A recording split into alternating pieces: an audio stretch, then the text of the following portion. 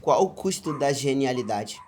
Dando uma volta por fora da pergunta, já tem um tempo que o sentimento que eu cultivo ao jogar basquete mudou da água para o vinho. 3 meses atrás, quando eu me deparei em uma realidade diferente, com jogadores melhores que eu, que faziam cestas melhores que a minha, e que tinham físicos extremamente invejáveis para o meu sedentário daquela época, eu acabei me deparando com a desilusão e o vislumbre de um futuro de fracasso me rondando. Eu pensava, para que melhorar? Eu nunca serei o melhor. E tendo essas perguntas e afirmações no meu ciclo mental de autossabotagem, no fundo desse poço mental, eu me desafiei. Quis mostrar para mim que de alguma forma eu podia ser capaz de melhorar. E como tudo tem seus problemas, junto com essa vontade de melhorar e de jogar mais, eu nutri uma visão cega do futuro. Enquanto eu me empenho e enquanto acumulei esses progressos, eu não me vi sequer um dia sendo alguém relevante. Já tem um tempo que eu me sinto apagado. Eu ainda assim continuo fazendo, mas sinto esse fardo. Acho que é o pesar de uma paixão que retornou tardia, ao ponto de que aquilo que um dia foi meu amor consolidado, meses atrás tenha se tornado um passado vago, algo para se deixar de lado. Aos 15 anos, quando conheci o basquete, eu me apaixonei.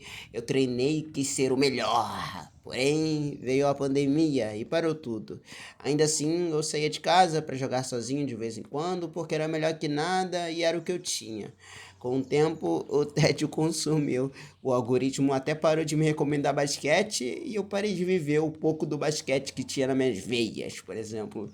Às vezes batia aquela vontade, aquele lapso de adrenalina e eu acordava cedo para treinar uns freestyles de drible, porque era o que tinha. Eu treinava até sexta, mas a sexta nem existia na quadra, então eu treinava no travessão porque era o que tinha. E eu ia só com a minha companhia, porque era o que eu tinha. Mas tudo isso me deixou insatisfeito depois de um tempo. 3 meses atrás eu me vi entrando em um negativismo que me atrasava de seguir em frente. Para a mentalidade que eu tenho, é comum que eu me critique muito, mas eu nem usei isso ao meu favor, eu só usei para me machucar. Ainda que um dia eu tenha sido aquele que aprende rápido, ainda que eu tenha tirado notas boas na escola, ainda que todo esse pouco me categorize como gênio na visão dos terceiros, o peso da falsa genialidade é pesado demais. Se nós um dia conquistamos algo por esforço, valorize seu esforço. Se mesmo que não se tornes o número um do mundo, seja o melhor de si. Eu fico tanto tempo duvidando da minha relevância em um futuro que nem existe que me esqueço de ser relevante para mim no hoje. O que me fará melhor? Eu venho me perguntando mais isso. O que eu errei nisso? Hoje penso sem me culpar. Hoje eu me responsabilizo, sabe? A culpa não vai mudar o passado. A responsabilidade pode mudar um futuro que está por vir. Pelo menos no hoje muda alguma coisa, muda a minha mentalidade. Hoje, aquela paixão que foi apagada se tornou o amor.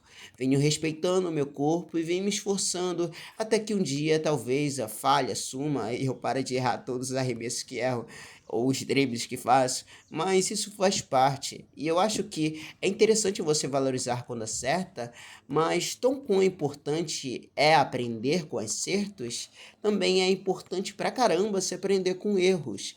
Aquele garoto que foi chamado de gênio por ter facilidade com suas notas, por ter facilidade em aprender, se tornou um menino que desacredita do valor do seu esforço.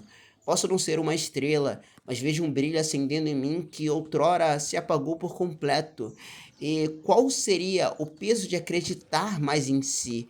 Eu acho que acreditar mais na sua capacidade, sem se restringir a conquistas, troféus ou aplausos, focando nesse exato sentimento de se esforçar e de se arriscar ao chorar, e de se arriscar ao sorrir, é justamente essa vontade e essa capacidade de acreditar que te faz se sentir leve.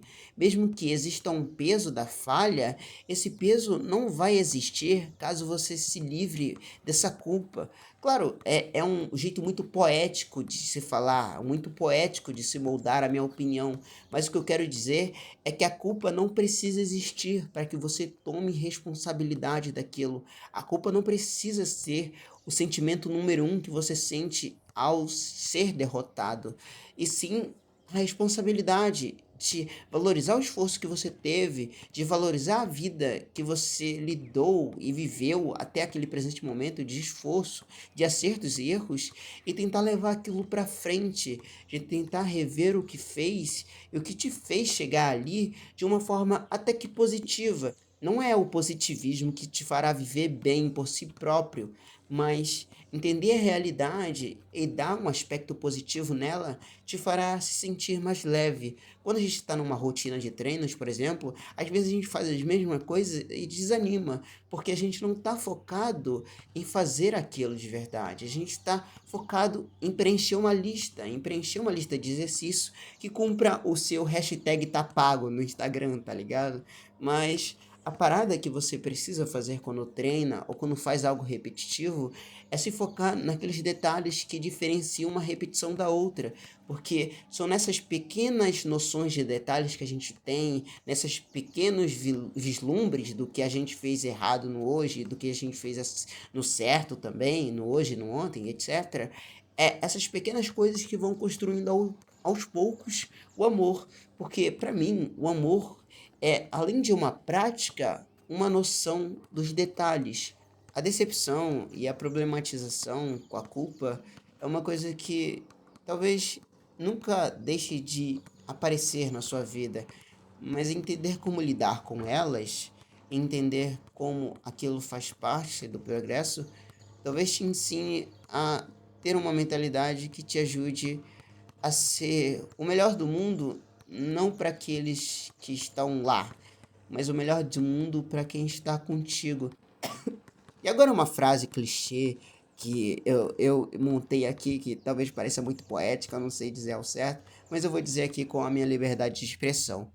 Ó, tenha mentalidade para aprender com seu passado e tenha habilidade para lidar com o futuro, mas seu esforço é o que te fará presente na realidade. Nem que este real exista dentro daqueles que acreditam em ti, incluindo você. Enfim, é isso. Eu não sei se ficou bom, mas espero que tenha gostado.